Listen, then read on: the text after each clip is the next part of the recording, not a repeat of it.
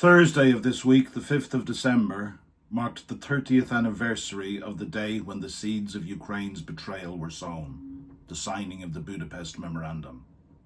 That agreement was signed originally by the United Kingdom, the United States and Russia, and in return for Ukraine giving up the world's third largest nuclear arsenal unilaterally, they received assurances, and many would say guarantees, for their territorial integrity.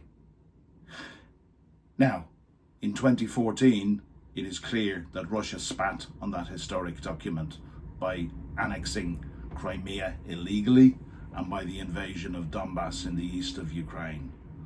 But it's got to be said that the United States, the United Kingdom, and other Western allies sat on our hands, and we let the Ukrainians down.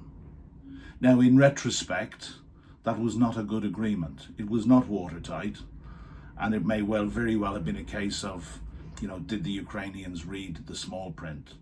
But certainly when I went to Ukraine, the Ukrainians absolutely believed and trusted that in return for giving up their nuclear arsenal, they would be made safe.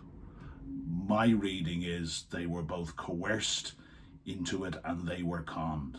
But I was speaking to a Ukrainian friend on Friday who summed it up far better than I ever could. So I wrote his words down and I'll read them. I remember that period very clearly. Ukraine was broke and suffering hyperinflation. It needed money badly. The US and Russians were in a love fest, twisting Ukraine's arms to give up the nukes in exchange for badly needed funds and some technical assistance programs. The Russians argued the nukes had to be in reliable hands and Washington acquiesced. Just goes to show what happens when you're down and your friends are in bed together. Our rules-based order is seriously creaking at the moment.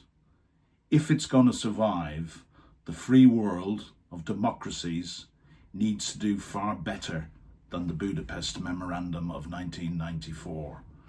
We await to see what comes out of the Donald Trump presidency, but any agreement which forces Ukraine to cede land for an uncertain peace, and that is land which has been taken by force, whole cities have been leveled to the ground, and civilians have been murdered, raped, tortured, and children kidnapped.